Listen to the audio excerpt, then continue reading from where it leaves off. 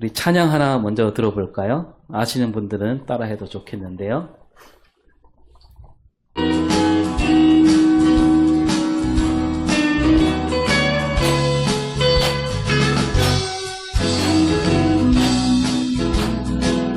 조가 삼간도 난 만족하네.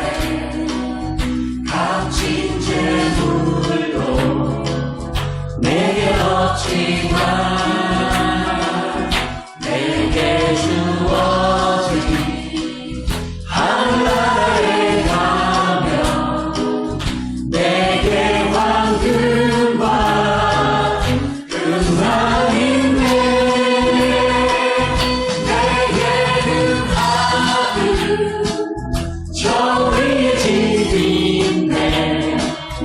햇빛 비치고 찬란하고 그날이 오면 다시 와지 않고 수많은 길을 거닐겠네. 2절도 있어요.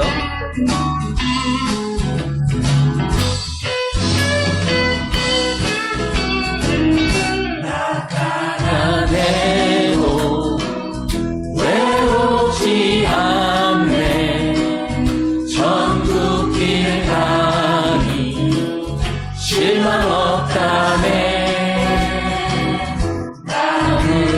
나무새로서 멸류관 쓰며 검은 곳 하는 천국 가네. 내게는 하늘 저 위에 집이 있네. 햇빛 비치고 찬란한 그곳 그날이 오면 다시 가지 않고 수많은 길을 거닐겠네.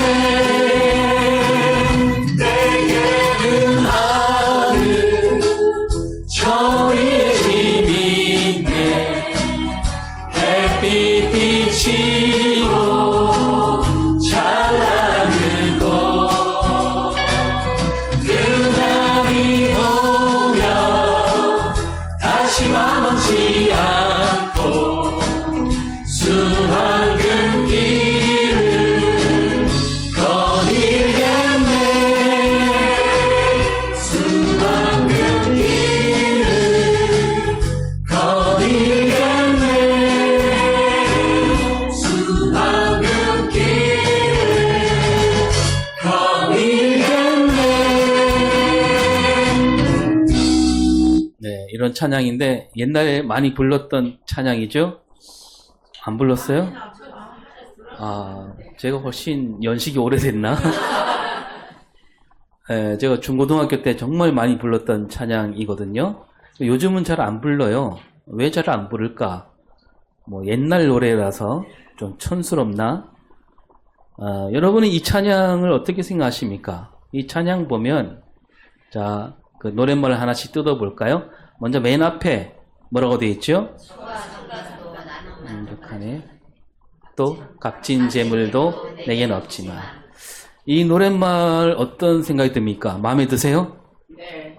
네, 여기서 초가 삼간, 초가 그러니까 지푸라기로 만든 지붕이라는 얘기입니다.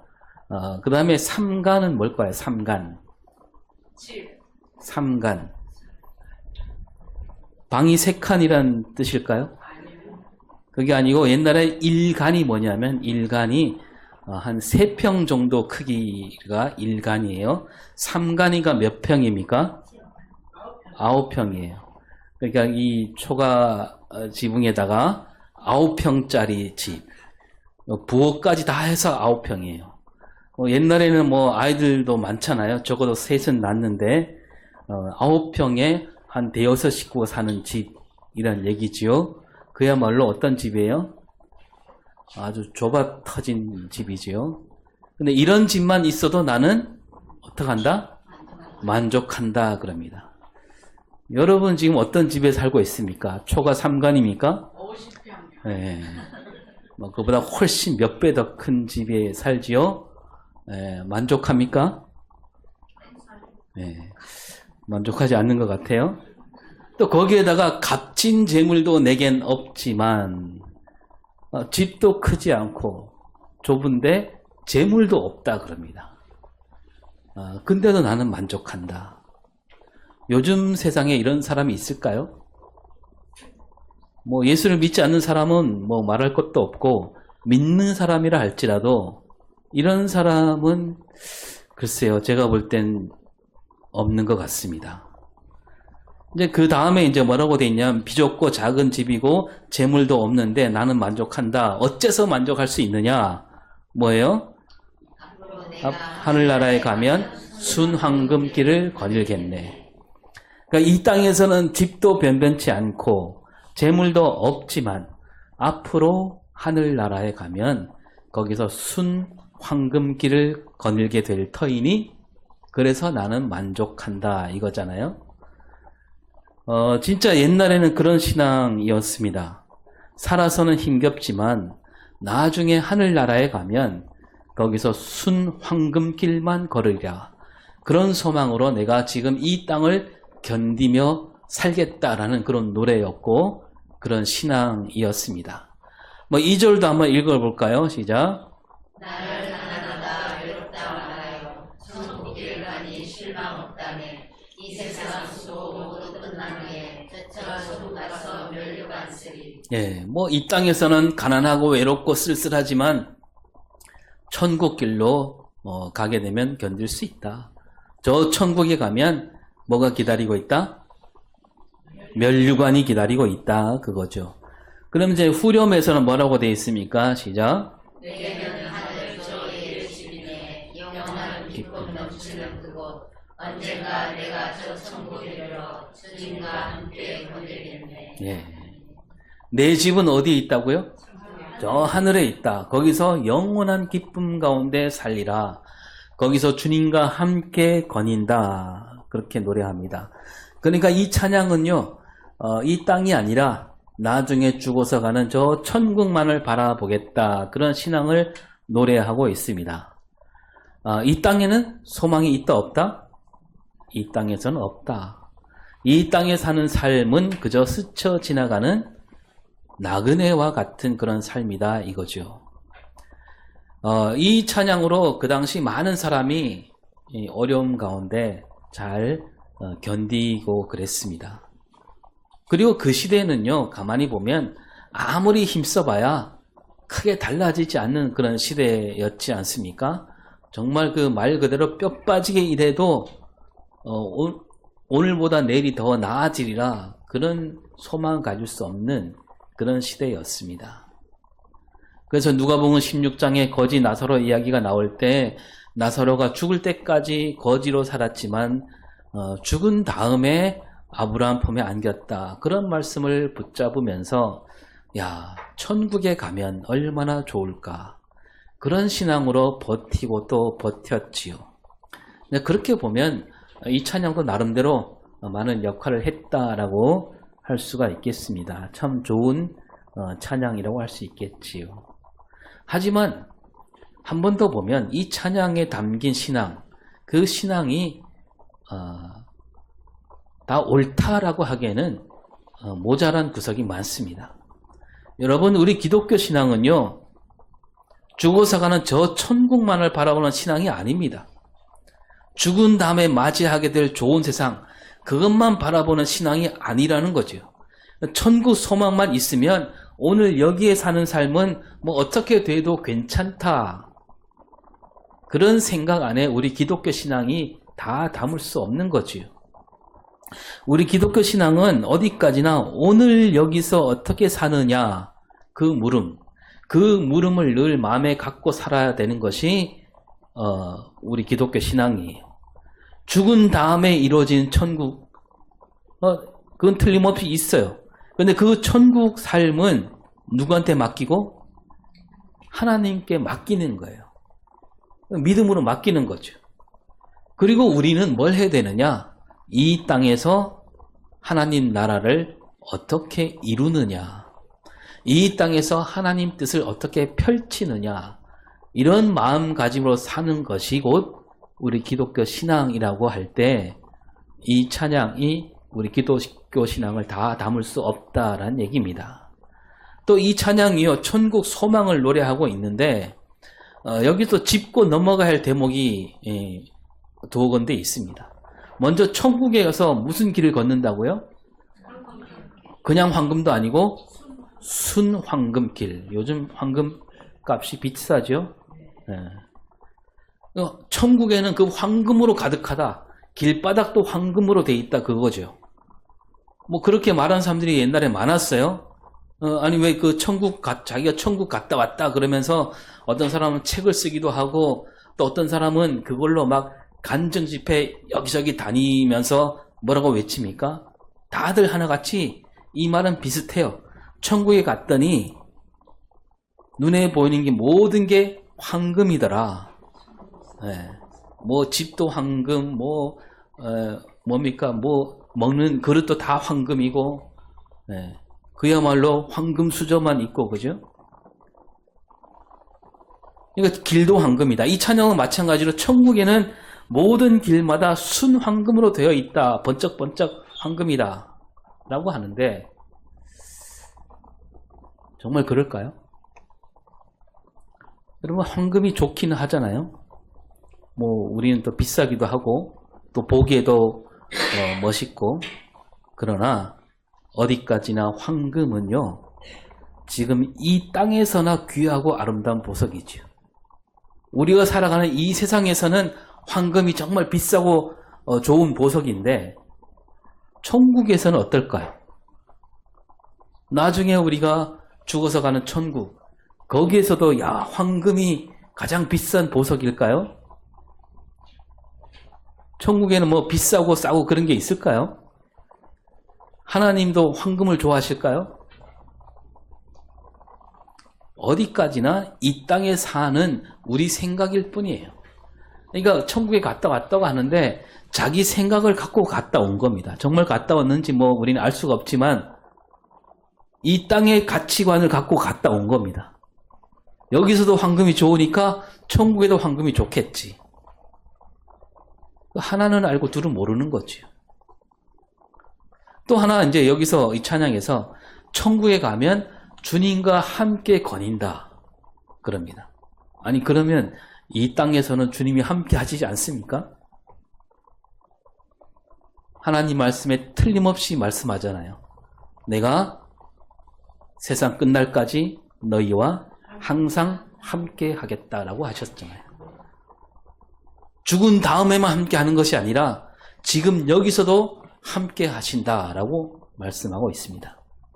그리고 또 뭐 그때가 오면 난 방황치 않겠다. 그럼 그때까지 방황하며 살겠다는 얘기입니까? 뭐 어쨌든 언젠가부터 이 찬양을 더 부르지 않게 되는데 뭐 이런 문제가 있어서 따지고 보니까 이 찬양은 맞지 않다. 그렇게 해서 안 부르는 건 아닌 것 같아요. 왜 사람들은 지금 이 찬양을 잘 안 부를까?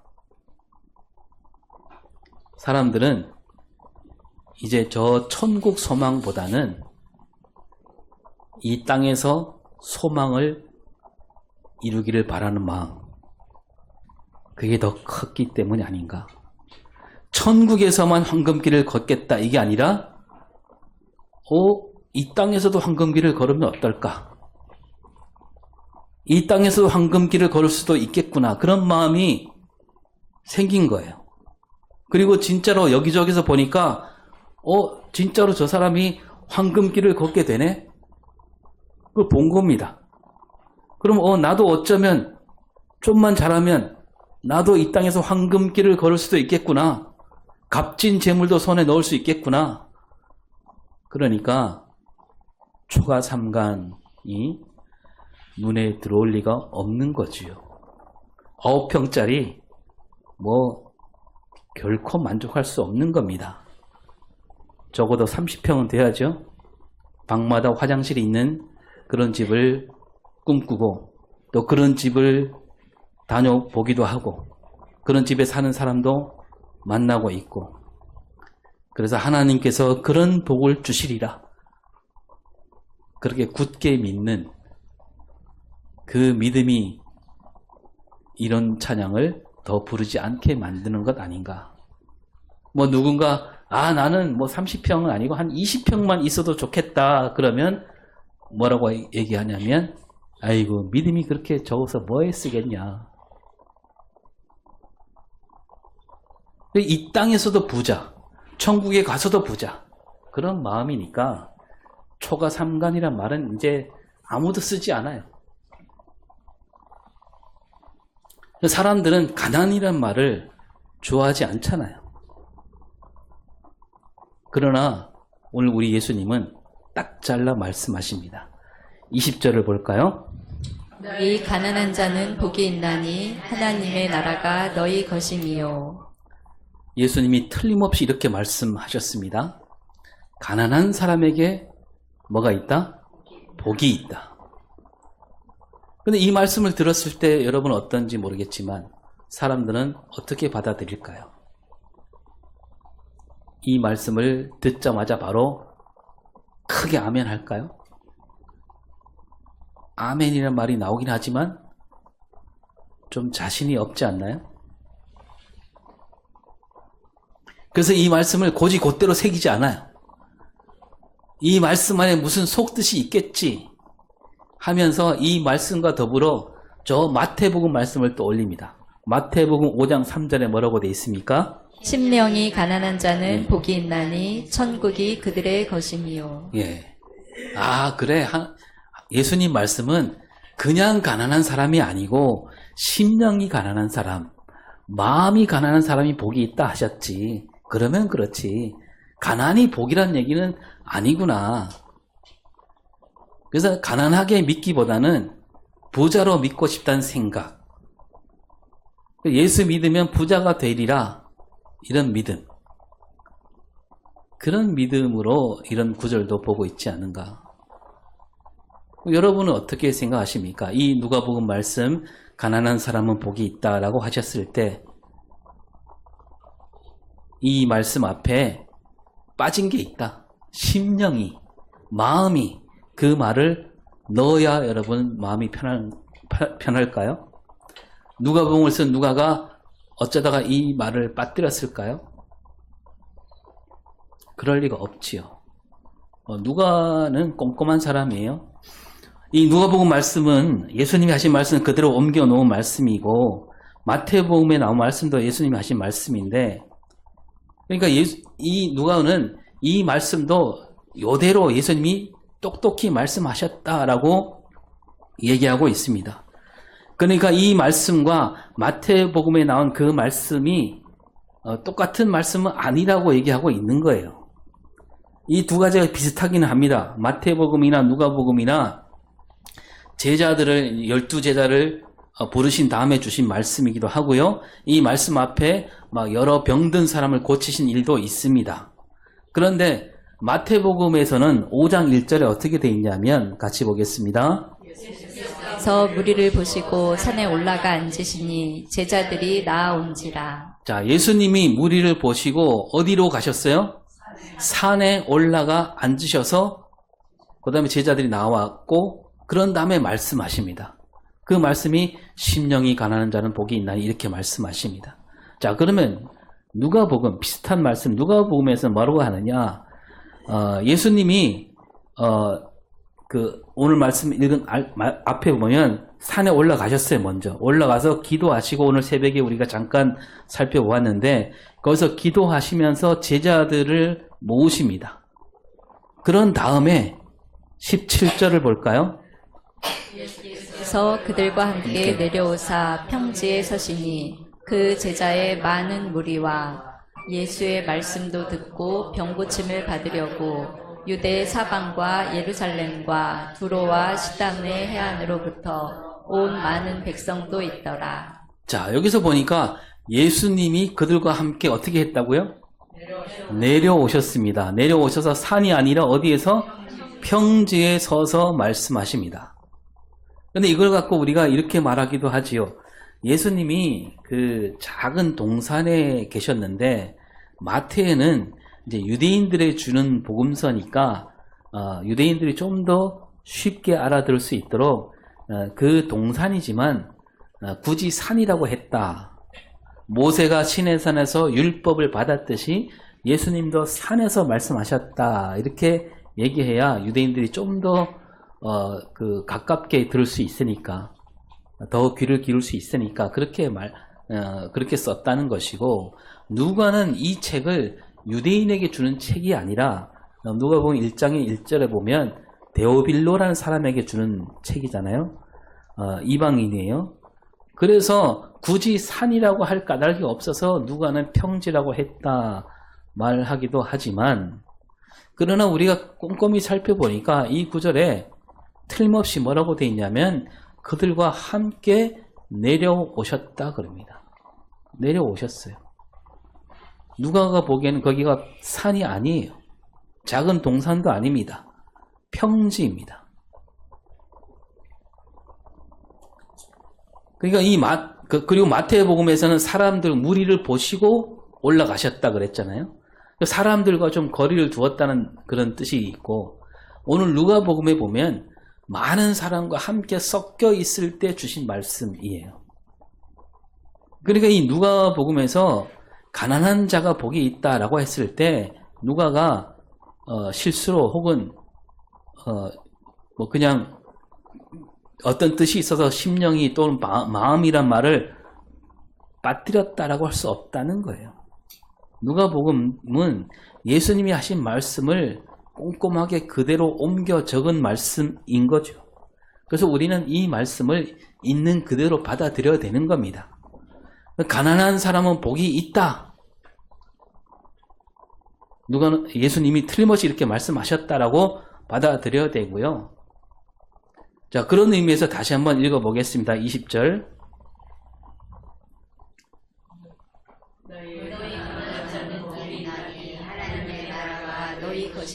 네, 가난한 자가 복이 있다라고 하셨습니다. 그러니까 이 가난한 자는 마음만 가난하다 그런 뜻이 아니라는 겁니다. 그 사는 삶이 가난하다는 얘기예요. 가난한 사람들, 아무것도 가진 것이 없는 사람들, 그런 사람에게 복이 있다라고 예수님이 말씀하신 거예요. 그렇다면 가난한 사람은 복이 있다라고 하셨을 때, 그러면 이 말씀은 우리가 가난이 곧 복이다 그런 뜻일까요? 가난은 곧 복이다. 자, 이 마태복음에 나오는 그 팔복 말씀을 나눈 적이 있는데 몇 년 됐어요. 2021년 5월에 나눴는데, 우리가 그 말씀을 나누기를 예수님이 가난이 곧 복이다. 그러니까 이제 마태복음에는 심령이 가난하다고 했지만 그 심령이 가난하다는 말도 그 마음만 가난하다 그런 뜻이 아니라 그 사람의 삶이 가난하다는 뜻도 담고 있다 그랬지요. 근데 그때 말씀 나눌 때도 가난이 곧 복이다 그런 뜻으로 주신 말씀은 아니라고 했습니다. 이 가난한 사람은 복이 있다라고 하시면서 바로 뒤에 뭐라고 돼 있습니까? 하나님 나라가 너희 것이다. 그러니까 이 말씀을 풀었으면 어떻게 되냐면 가난한 사람은 복이 있다. 왜냐하면 하나님의 나라가 너희 것이기 때문이다. 이런 말씀이에요. 예수님이 말씀하신 복이 뭐예요? 가난이 복이에요? 그게 아니라 하나님 나라가 복인 겁니다. 하나님 나라는 하나님이 다스리시는 나라지요. 하나님이 늘 함께 하신 나라가 하나님 나라입니다. 그래서 이 말씀을 맞춰보면 가난이 곧 복이 아니라 하나님은 가난한 사람을 먼저 돌아보신다는 얘기예요. 그래서 그 가난한 사람을 먼저 돌아보시기 때문에 하나님은 가난한 사람과 늘 함께 하신다는 얘기고, 가난한 사람과 함께 하시니까 거기가 하나님 나라가 이루어진 것이고, 하나님 나라가 이루어졌으니까 그게 복이다라는 얘기입니다. 여러분, 예수님 시대에 가난한 사람이 많았어요. 또 17절을 다시 볼까요?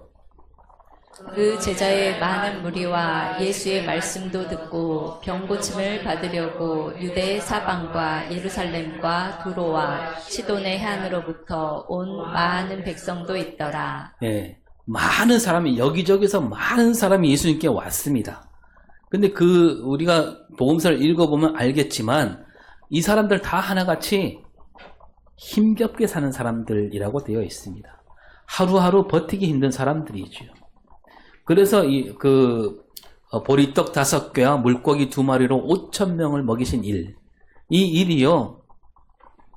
마태복음, 마가복음, 누가복음, 요한복음 이 네 복음서에 다 나옵니다. 이게 아주 큰 일이었다는 얘기입니다. 큰 기적이다 그런 뜻을 넘어서서 그 당시에 정말 이런 사람들이 많았다는 얘기를 보여주고 있는 거예요. 5,000명이나 되는 사람들이 그 하루 한 끼 먹을 양식이 없는 사람들이었다는 얘기지요. 그러니까 뭐냐면 예수님 시대에 고개만 돌리면 가난한 사람들이 정말 즐비한 그런 시대였다는 겁니다. 근데 하나님은 바로 그들을 먼저 살피신다는 얘기입니다. 그래서 하나님이 어디에 계시는가? 그럼 바리새인들과 서기관들 이런 사람들은 하나님이 어디에 계신다고 얘기해요? 저 성전 안에 지성소에만 계신다 그렇게 얘기하잖아요. 그런데 예수님이 오셔서 뭐라고 말씀하시냐면 가난한 사람들 그 가운데 하나님이 계시다라는 얘기입니다.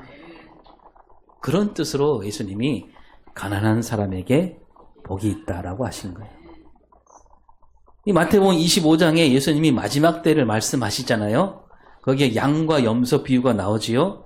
목자가 양과 염소를 구분하듯이 마지막 때는 뚜렷이 구분된다. 양과 염소가. 하나님 나라 그 마지막 문 앞에 왔을 때 누구는 염소, 누구는 양으로 오게 된다는 거죠. 뭐 염소가 양으로 바뀌거나 양이 염소로 바뀔 수 없는 그런 때가 온다. 그래서 양은 오른쪽에 서게 되고 염소는 왼쪽에 서게 된다. 그래서 예수님이 임금이 되셔서 오른쪽에 있는 사람들에게 뭐라고 말씀하시냐면 마태복음 25장 34절에 아버지께 복받을 자들이여 나와 창세로부터 너희를 위하여 예비된 나라를 상속받으라. 예, 내 아버지께 복받을 자들이여. 하나님께 복받는다. 어떤 복이냐? 바로 뒤에 나오죠. 하나님 나라를 상속받는 복이에요. 하나님 나라라는 복이라는 거죠. 그런데 왼쪽에 있는 사람에게는 뭐라고 말씀하시냐면 41절에 를 받은 자들아 나를 떠나 마귀와 그 사자들을 위하여 예비된 영원한 불에 들어가라. 왼쪽에 있는 사람들을 가리켜 저주받은 사람이다. 이 사람들은 하나님 나라가 아니라 영원한 불에 들어가게 된다. 그러면 이제 이 양과 염소 오른쪽과 왼쪽 사람들 뭐가 달랐기에 한쪽은 하나님 나라라는 복을 받게 되고 한쪽은 영원한 불에 들어가게 될까요? 그 비유를 읽어보면 예수님이 그렇게 말씀하시죠. 내가 줄일 때, 내가 목마를 때, 내가 나그네가 되었을 때, 내가 헐벗었을 때, 내가 병들었을 때, 옥에 갇혔을 때 그때 너희들이 나를 잘 돌보았다. 그래서 너희들은 복이 있다는 겁니다. 왼쪽에 있는 사람들에게는 그때 너희들은 나를 돌보지 않았다 라고 하시면서 그 중간에 40절을 읽어보겠습니다. 내가 진실로 너희에게 이르노니 너희가 여기 내 형제 중에 지극히 작은 자 하나에게 한 것이 곧 내게 한 것이니라. 예, 지극히 작은 자. 지극히 작은 자 옆에 누가 계셨다고요? 거기에 예수님이 계신다는 거예요. 지극히 작은 자, 먹지 못해 굶주린 사람들, 목마른 사람들, 나그네 헐벗은 사람들, 병든 사람들, 옥에 갇힌 사람들. 이 작은 자들, 그 가운데 하나님 나라가 있었다는 얘기입니다. 그래서 이런 사람들에게 한 것이 곧 내게 한 것이다. 그래서 그들에게 복이 있다는 겁니다. 하나님 나라를 받는 복. 이와 달리 왼쪽에 있는 사람들은 이 사람들을 전혀 돌보지 않았습니다. 그들은 그들을 위해서 아무것도 하지 않았어요. 그들 왜 그랬을까요? 지극히 작은 자에게 하나님이 계시다는 것을 몰랐던 겁니다. 예수님은 이 비유에서 예수 믿는 믿음이 무엇인지 말씀하시면서 예수 믿는다면 마땅히 지극히 작은 사람들, 그들을 돕는 일, 그들을 섬기는 일을 해야 된다는 겁니다. 예수를 믿는 믿음과 그 어려운 사람을 돕는 일은 다르지 않다. 예수를 믿는다 하면서 불쌍한 이웃을 돕지 않는다면 그것은 믿음이 아니다. 예수 믿고 구원받은 사람이 마땅히 할 일, 그 할 일이 바로 어렵고 힘겹게 사는 사람들을 찾아가고 그들을 돕고 섬기는 일이다. 왜냐하면 거기에 하나님이 계시니까. 근데 왼쪽에 있는 사람들은 영원한 불에 던지게 되잖아요. 이 사람들도 하나님을 잘 섬겨야 한다. 그 계명을 알고 있는 사람들이라고 했습니다. 그래서 계명만 잘 지키면 영생을 얻는다. 하나님 나라에 갈 수 있다. 그러면서 이 사람들은 뭐냐 하면 가난한 사람들, 어려움을 겪는 사람들, 이런 사람들에게는 뭐 도울 수 있으면 돕고 뭐 안 해도 어쩔 수 없다. 나는 그저 성전에 가서 제사만 잘 들으면 된다. 율법만 잘 지키면 된다. 그래서 막 억울하다 그러면서 막 예수님께 따져 묻잖아요. 그러나 예수님은 그들을 내치십니다. 딱 잘라 말씀하십니다. 너희들은 영원한 불에 들어간다. 앞에 잠깐 말씀드린 부자와 거지 나사로 비유도 마찬가지 아닙니까? 부자는 돈에 취해 살고 있습니다. 온갖 좋은 옷을 입고 즐기며 살아가고 있습니다. 그래서 근데 이 부자 집 대문에 빌붙어 사는 거지가 있었지요. 이 부자가 어떻게 했습니까? 그 거지를 거들떠보지도 않았어요. 막 상처가 나고 막 피가 나고 고름이 나는데도 거들떠보지 않았습니다. 그렇게 살다가 이 부자도 죽고 거지도 죽습니다. 죽은 뒤에 어떻게 됩니까? 거지는 어디로 가요? 아브라함 품에 안기고 부자는 음부에서 고통을 받게 됩니다. 그때 부자가 뭐라고 말하냐면 자기를 긍휼히 여겨달라. 불쌍히 여겨달라. 그때 아브라함이 아주 그냥 칼같이 말하지요. 나는 너를 긍휼히 여길 수 없다. 네가 살았을 때 즐기며 살지 않았느냐. 살았을 때 다른 사람에게 긍휼을 베풀지 않았으니 너도 긍휼히 여김을 받을 수 없다. 그 거지 나사로가 문 앞에 있는데도 불쌍히 여기기는커녕 그냥 지나치지 않았느냐. 그러면서 부자가 있는 곳과 거지 나사로가 있게 되는 곳, 이 두 곳은 결코 오갈 수 없다라고 하시면서 이제는 엎질러진 물이니 다시 담을 수 없다. 그런 뜻을 얘기하고 있습니다. 그러니까 이 비유는 부자는 지옥에 떨어지고 가난한 사람은 천국에 간다. 그런 뜻이 아니라 예수님이 말씀하시기를 그 돈만 좋아하는 사람들, 부자가 되려고 애쓰는 사람들, 그런 사람들에게 그럴 시간에 가난한 사람을 돌보라. 그게 신앙이다 이겁니다. 그래서 이 비유에서 부자에게는 이름을 붙이지 않고 거지에게만 이름을 붙여주시잖아요. 부자 이름은 안 나오고 거지의 이름은 뭡니까? 나사로예요. 가난하게 사는 사람들 한 사람 한 사람 하나님께서 그 이름을 불러주시면서 돌보시고 있다는 얘기입니다. 그러니까 거기에 하나님 나라가 가까이 있다는 얘기죠.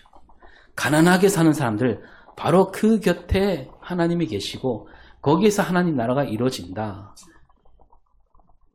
이 말씀을 들려주시면서 오늘 우리가 어떻게 받아들여야 되겠습니까? 여러분 오늘 우리 곁에도 조금만 눈을 돌리면 가난한 사람들이 있습니다. 이 말은 뭐냐면 다른 말로 하면 우리 가까운 곳에 하나님 나라가 있다는 거죠. 또 우리 가까운 곳에 부자도 있어요. 여러분 어디로 가야 되겠습니까? 부자를 찾아가고 어떻게 해야 부자가 될까요? 그거 쫓아다녀야 되겠습니까? 그게 복일까요? 우리는 가난한 사람들 쪽으로 가야 됩니다. 그게 복이에요. 왜냐하면 거기에 하나님이 계시고 거기에 하나님 나라가 있기 때문입니다. 이어서 지금 줄인 자가 복이 있다. 왜냐하면 거기에 마찬가지로 하나님이 계시니까. 지금 우는 자가 복이 있다. 세상이 엉망인데 거기서 울지 않는다면 문제가 있는 거죠. 이 엉망인 세상에서 눈물을 흘릴 줄 아는 사람, 그 사람이 복이 있는 사람이다. 왜냐하면 거기에 하나님이 계십니까? 예수님 때문에 사람들에게 따돌림을 받는 자가 복 있는 사람입니다. 예수님처럼 사는 삶은 따돌림 받기가 쉬워요. 네가 뭐 잘났다고 그렇게 사느냐? 사람들이 눈을 흘깁니다. 손가락질합니다. 사람들이 잘 가려고 하지 않습니다. 다들 그냥저냥 좋은 게 좋은 거라고 사람들이 가는 넓은 길로 가려고 합니다. 그러나 그 따돌림을 당하는 사람이야말로 복 있는 사람이다. 왜냐하면 거기에 하나님이 계시고 하나님 나라가 이루어지기 때문이다. 설교 첫머리에 찬양을 부르고 함께 나눴는데 마무리도 찬양으로 마무리하겠습니다. 먼저 노랫말을 함께 읽어볼까요? 시작.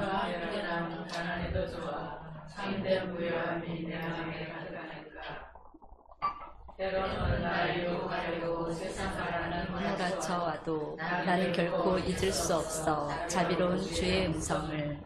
주와 함께라면 병들어도 좋아 참된 강건함이 내 맘에 가득하니까. 때로는 날 넘어뜨리며 거친 파도 휘몰아쳐와도 나는 결코 잊을 수 없어 따사로운 주의 손길을. 내 맘 아시는 주 항상 함께 계셔 약한 내 영혼에 위로와 능력 주시네. 가난해도 병이 들어도 시련의 밤 어둡고 깊어도 나는 결코 떠날 수 없어 아름다운 주의 나라를. 네, 찬양 다 들어보셨죠? 같이 부르면서 마치겠습니다. 주와 함께라면 가난해도 좋아 참된 부요함이 내 맘에 가득하니까. 때로는 날 유혹하려고 세상과 휘몰아쳐와도 나는 결코 잊을 수 없어 자비로운 주의 음성을. 주와 함께라면 병들어도 좋아 참된 강건함이 내 맘에 가득하니까.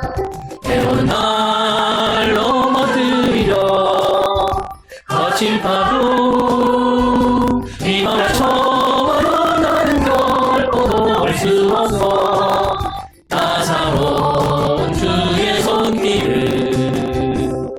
내 맘 아시는 주 항상 함께 계셔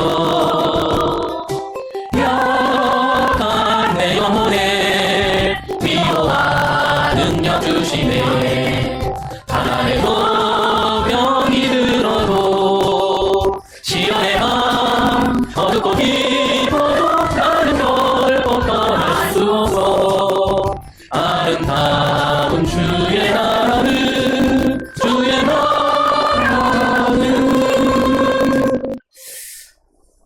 하나님 나라는 멀리 있지 않다고 했습니다. 언제나 우리 곁에 있고 아주 가까이에 있습니다. 그 가난한 사람들 곁에 하나님이 계시고 하나님 나라가 있다고 하셨는데